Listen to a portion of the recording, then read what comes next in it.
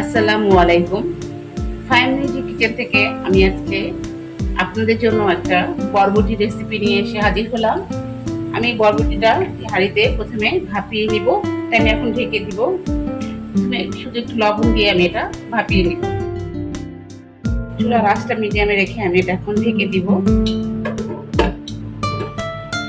বরবটিটা আমার ভাপ দেওয়া প্রায় হয়ে গেছে, সিদ্ধ হয়ে গেছে। আমি এটা এখন নামিয়ে ফেলবো। এখন আমি বরবটিটা বাগার দিব। বাগারে আমার লাগবে, আমি এখানে পরিমাণ মতো তেল দিয়ে দিলাম।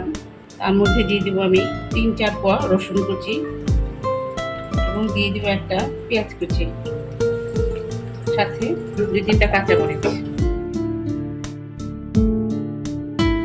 একটা টমেটো কুচি করে রেখেছিলাম সেই টমেটোটা, একদমই সামান্য পরিমাণে একটু হলুদের গুঁড়া, হালকা একটু মরিচের গুঁড়া, অল্প একটু ধনিয়ার গুঁড়া, অল্প একটু পানি দিয়ে আমি মশলাটা কষিয়ে নেব। আমি এখন একটু ঢেকে দিয়ে মশলাটা ভালো মতো কষিয়ে নেব। মশলাটা আমার কষানো হয়ে গিয়েছে এবং এখন আমি এর মধ্যে দিয়ে দিব 2টো ডিম। আমি সিদ্ধ করে রেখেছিলাম, সেই ডিম দুটো আমি কেটে এখানে দিয়ে দেব।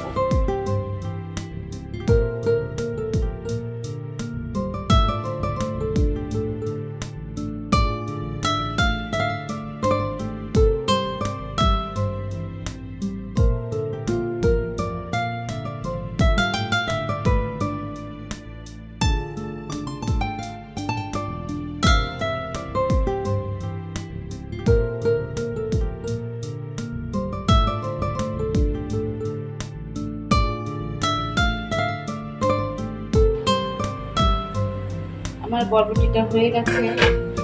খুবই কম সময়ে এবং খুবই সুস্বাদু একটা পুষ্টিকর সবজি হয়ে গেছে আমার মজাদার ডিম দিয়ে বরবটির ভাজি। এটা একটা ডায়েট বান্ধব খাবারও।